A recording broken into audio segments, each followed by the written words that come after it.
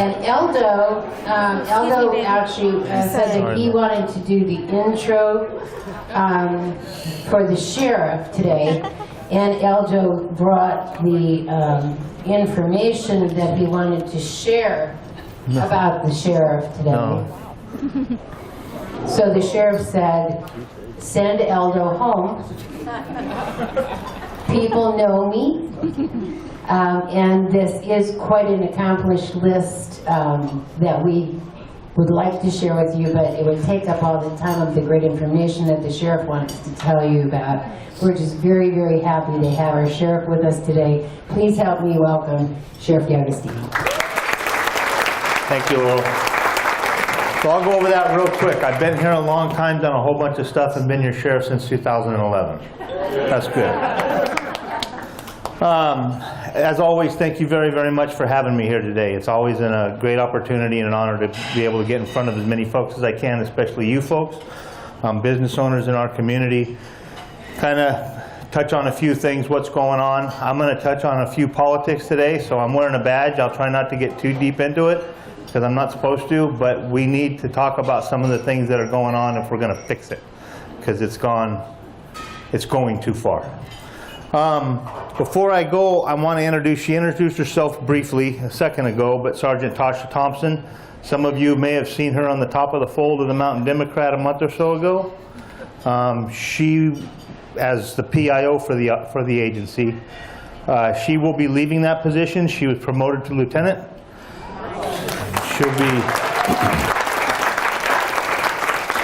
She'll be taking on the duties of sworn lieutenant in the Placerville jail. So she's going to be replaced by Sergeant Anthony Principe, and hopefully you can all get to meet him over the next months or year or so. Okay, so what's going on? Right now, every year I come before you and I say we're very, very blessed. Crime is pretty flat in El Dorado County. And I'm going to come to you again today and say we're very, very blessed. Crime is pretty flat in El Dorado County. I don't know why. Because everywhere around, our neighbors, our peers throughout the state are seeing crime rates go through the roof as a result of what I call 213. That's AB 109 realignment, Prop 47, and Prop 57 all rolled into one. The ramifications of these initiatives and this legislation is really going crazy. But like I said, we're still enjoying pretty flat crime rates overall in El Dorado County, and I attribute that to our staff. Your sheriff's office is exactly at, not near, not sort of, not close to, exactly at 2003 staffing levels. And in 2003, I brought a couple numbers with me. In 2003, our population was right at 167,000 people. Since then, we've grown about 11% to about 185,000 people. Well, if you do 374 employees and just follow the population growth, that would mean 41 more deputies that we need.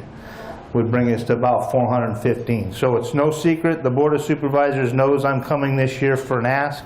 I'm going to make it a very hard to turn down an investment in public safety. How's that sound? But in all seriousness, they're working extremely hard. Some of the ideas that we've come up with that is proving to work smarter, not harder. Some of you may have heard of or read about our HOT team, our homeless outreach team. So how that came about, and I'll talk about a little bit about their successes. When all the issues happen with the homeless in El Dorado County, whether it's whatever issue it is, we get called for everything.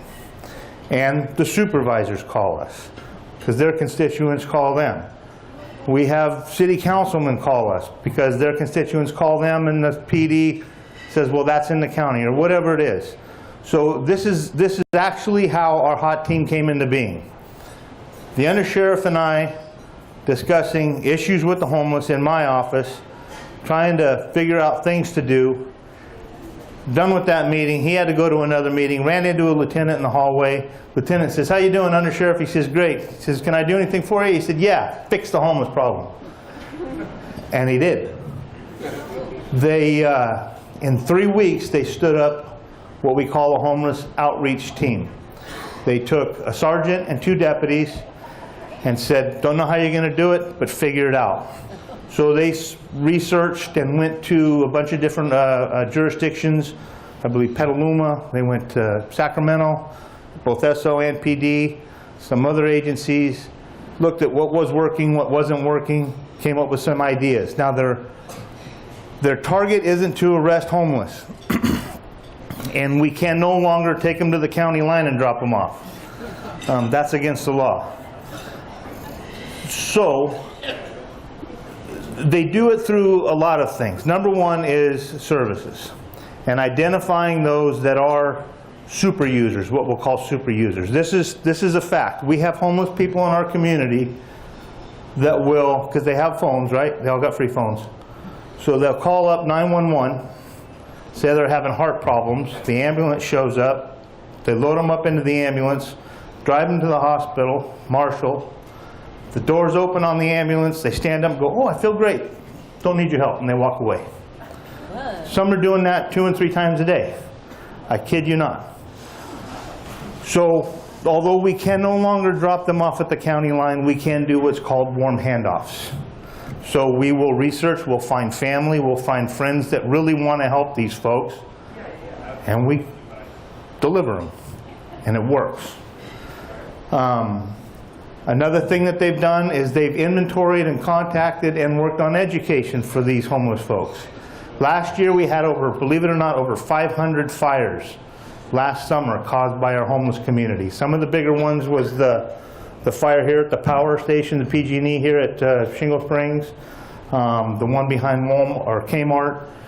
Some of them got pretty big. Most of them, they got them out pretty quick. This year we had 1.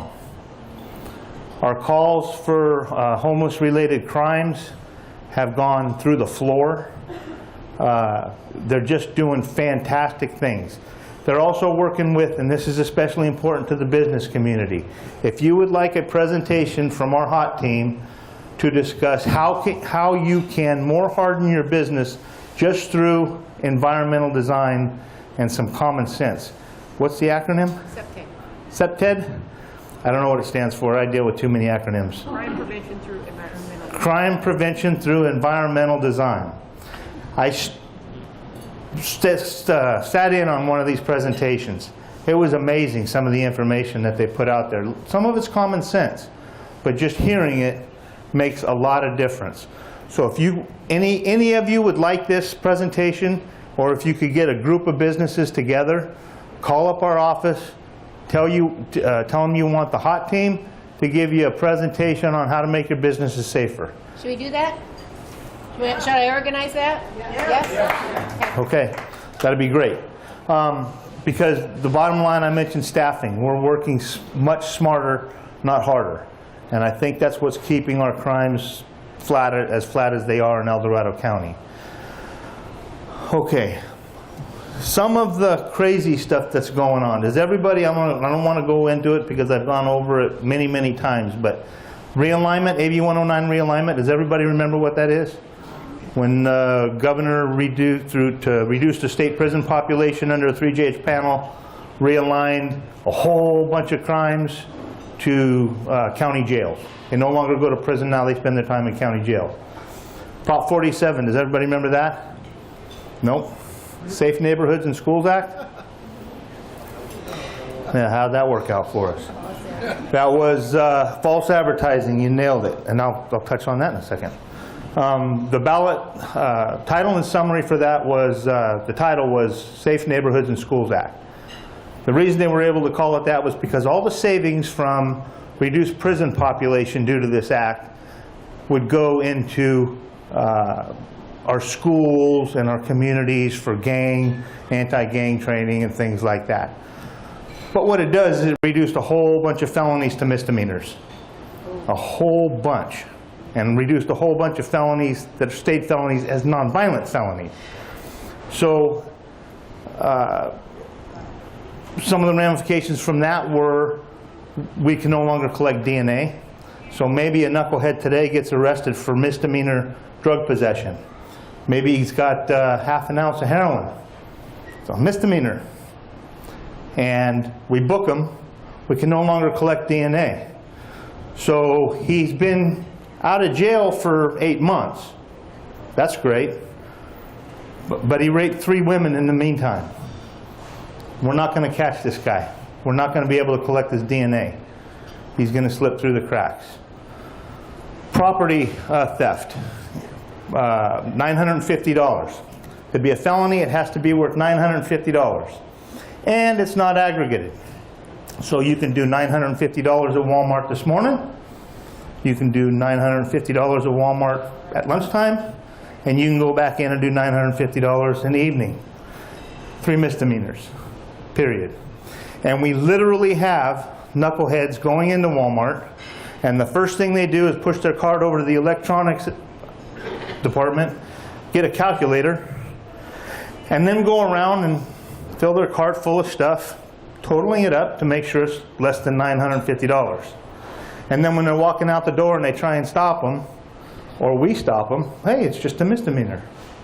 We had a gentleman a few months ago was coming out of Walmart in the morning. They called us. When we got there, they were already gone. We were there later in the afternoon handling another one, and the same individual from that morning was coming out. One of our deputies reached out and said, hey, I need to talk to you. The guy set up yours. It's a misdemeanor. Started to walk away. The deputy put hands on, and the fight was on. So now they're fighting. We get another deputy there. Finally get the guy in cuffs, and he says, it's only a misdemeanor. He says, you're not going to jail for the misdemeanor. He says, well, what am I going to jail for? You're going to jail for resisting arrest. He says, well, I have serious mental illness. He said, well, what's the problem? He says, I have multiple personalities. He says, how many personalities? He said, I got 3 distinct, separate personalities. My sergeant said, fantastic, all 3 of you are going to jail. But that's what we're dealing with. These are the type of laws that we're dealing with now. And then Prop 57, which allowed a whole bunch of violent felonies to get more of them, get reduced to non-violent felonies and eligible for early release. So they're in our communities too. And then, just this year, AB 953 passed. AB 953 was billed as the RIPA Act, something like that, RIPA, Racial Identity and Profiling Act. Starting in January of 19, every peace officer in the state of California, actually the 9 largest agencies in the state start next summer, but will be starting January 1st, 2019. Every contact with a citizen, with an individual, every contact, they will have, on every person, they'll have to fill out this questionnaire. Now the bill started out as just a little simple thing on a few questions. This is what our Department of Justice morphed it into. We've got a report on the originating agency, the date and time and duration of the stop, the location of the stop. That's all reasonable. But then it starts to get a little weird. Perceived race or ethnicity. Perceived race or ethnicity. Perceived gender of person stopped. Person stopped perceived to be LGBT. Perceived age of person stopped. Person stopped has limited or no English fluency. Perceived or known disability of person stopped. And it goes on and on for 4 pages. Every contact that is made in the field, this will have to be completed on every person. It's supposed to stop racial profiling. I can guarantee you 90+% of the people we stop in El Dorado County are white, because we live in a white community. And if we have a robbery and the description of the suspect comes out as a BMA, 6 foot, 180 pounds. That's black male adult, 6 foot, 180 pounds. What are we looking for? A black male adult, 6 foot, 180 pounds. Of course we profile, but we're doing our job, protecting our communities. This next year on the ballot, you're going to see a bill. It doesn't have a number, it doesn't have a title and summary yet, but it's sponsored by Assemblyman Cooper out of Sacramento and partnered with Anne Marie Schubert, the DA of Sacramento County. And it's going to reverse some of the problems with Prop 47 and Prop 57. It's going to put some of the so-called non-violent crimes, such as rape of an unconscious person, domestic violence, assault with a deadly weapon. It's going to put those back in the violent category where they belong, so we can keep these idiots locked up. It's going to stop the non-aggregate for theft. So if you're on a crime spree and you steal over $950, that's now a felony, period. Not each individual, but if we can tie them together, that's a felony. And some of the other dangerous drugs is trying to bring those back into being a felony, some other things. So the reason I bring this up is this tide has swung so far that I don't know what else to do to stop it other than to plead with everybody. How many in this room have friends or family that live in the saltwater counties? San Francisco, LA, San Diego. Everybody, right? Everybody has friends and family that live in the saltwater counties. I guarantee you nobody read Prop 47. You probably didn't even read Prop 47, Safe Neighborhoods and Schools Act. Prop 57, Public Safety and Rehabilitation Act. It's ridiculous. Pay attention to these bills, especially look out for this one, and then call your friends and family in the saltwater counties where we really lose these things, and explain to them what's going on in their own community, and to read the bill and to vote. Because I can't think of any other way to fix this. We've been here before. We were here in the late 60s, early 70s. If we all remember, cops were wearing helmets. We don't want to get that far again. We need to stop this because we're going the wrong way. We're going to see our crime rates go all the way through. Okay. That's enough of that. On a happier note, our facility project is still moving forward. Next Tuesday, before the Board of Supervisors, we will have a final contract with a contractor. That contractor is Clark Sullivan. Actually, Clark Sullivan Broward. They teamed up with Broward, who does self-performs grading and engineering. We were able to program everything into the budget that we had, which was $50 million. We made a target to try and negotiate to 49 and keep everything in the budget. They started out at 53.4, and we got them down to 48,970,000. And we still have everything in the budget. So hopefully Tuesday that will be a smooth sail through the board. Of course, nothing's a smooth sail through the board.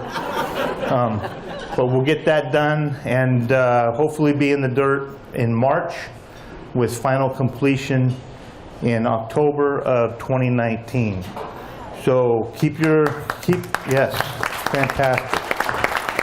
Keep your ears open for a groundbreaking ceremony because we're going to make a big deal out of it.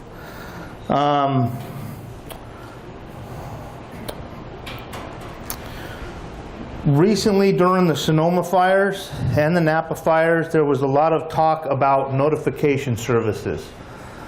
We tried to put it out a couple years ago, and every once in a while we bring it up again, but our service, Code Red, so I want to remind everybody that that is the service that we use, and the easiest way to sign up for it, and I encourage everybody to sign up for it, is go to the Sheriff's Office's website, and down at the bottom of the page, there's 3 highlighted links. The middle one talks about, or says, Department, Office of Emergency Services and notifications or something like that. It's self-evident. Click on that, it'll take you to Code Red. You can put in your email address, your cell phone number, Log all your numbers in there so that when there's an emergency, you will get notified. If all you have is a landline, you're going to get notified anyway. But if you're not home, you're not going to get that call. And through your cell phone, you can get the text, you can get the emails, you can get it anywhere you are. And it's not just for fires. It's for lockdowns, for if we have some knucklehead running around your community, we want you to know about it. Any other emergencies that you can think of, we use Code Red, and we use it. We don't use it all the time. We don't want to wear it out, but we use it. So you'll get those notifications. And then also, I've been asked to keep reminding folks that there is a reward program that we play a part of. It's called, it used to be Crime something. It's Crime Stoppers now. You can look that up on the internet. They post most wanteds. We put our most wanteds on there. We put other crime tips or crime suspects on there. And then we offer rewards for information leading to whatever the reward is for. So it's a great resource. We tie up, it's mostly out of Sacramento, but it's the whole Valley region area. It has Stockton, Elk Grove, us, Placer County signs on. So it's a great resource. We also have the Secret Witness in South Lake Tahoe that is still in operation, but Crime Stoppers will get you everywhere. And then last but not least, and I'll answer some questions, the show, Sheriff's El Dorado County. So September this year, it went nationwide with 82.2% of the national market and just under 20% of the international market, so worldwide. No, we still don't make any money off of it. The plan is the investors in the program will be made whole first, and they will probably be made whole by next summer. And then after that, there's a pretty good opportunity to bring in some revenue for the sheriff's office. I can tell you right now, we are not going to probably bring it right into the sheriff's office. We're going to bring it in through some of our auxiliary groups, Search and Rescue, Explorers, our Stars, Thrive, Posse, all those auxiliary groups, because, no offense, Mike, I don't want the board's fingers on it, and I don't want them supplementing my budget. So it ought to work out pretty good, because we can maybe back off on some of those other ones we support. He doesn't get offended anymore. He's heard me say it enough. And when we have dinner, then he lights up on me, and it's okay. So with that, does anybody have any questions? I have one. There's overwater disposal in that area, and there's some other local businesses. I know Ms. Steinmetz had experienced theft and stolen vehicle, if I'm not mistaken, recently. We've had quite a few issues at our MRF facility at the transfer station. And just recently, about a $3,700 theft of some items. Seems to be a lot of transient homeless stuff. Or at least we're assuming that that's who they are. But we would really, and the hot team that you mentioned, we did want to communicate with them. But any ideas or suggestions or a plan for that particular type of area, something we could do to assist? So that's one of the main areas that our hot team is working on, especially around that Missouri Flat Road, Walmart, Business Park, all that. I would really encourage you to talk to HOT, because the presentation that I saw was the one that they gave to the Park West and Enterprise group. And actually your area, the other night, I was coming home late and I went by, what's the road there where Abel has his rock yard? Lime Kiln. And everything was black, dark. I turned around and went back down in by the MRF and back around in there, and everything was dark. That's one of the issues that they'll talk about. It's going to cost you a little money to leave the lights on, but PG&E is cheap compared to what these idiots are taking. Another thing we encourage is every time. Do you call us every time? Yes? Well, we have have signal service farm company. I know every time that they've identified we've had a break-in, or we also have motion sensors in certain yards. We do always have the sheriff's department dispatched. So, but when we come, if we don't find anything and we leave, and you don't have a representative there all the time, right? Usually we do. Even at 3 o'clock in the morning? Yeah. Okay, okay. Well, just make sure we're called every time, because the more reports that we have, the more chances we have to get more information to catch who does these things.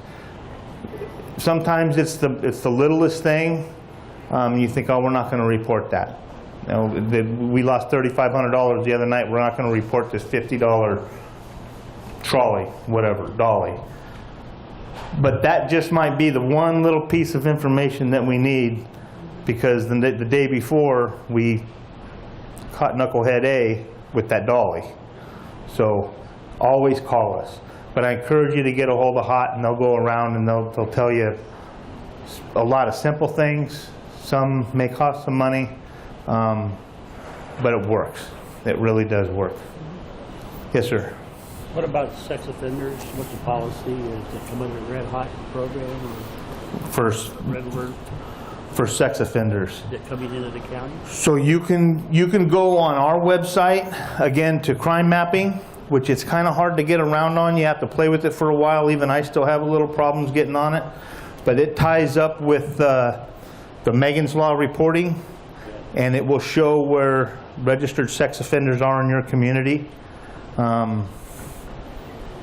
Other than that, zero tolerance. If we catch them anywhere doing something they're not supposed to, we'll take care of it.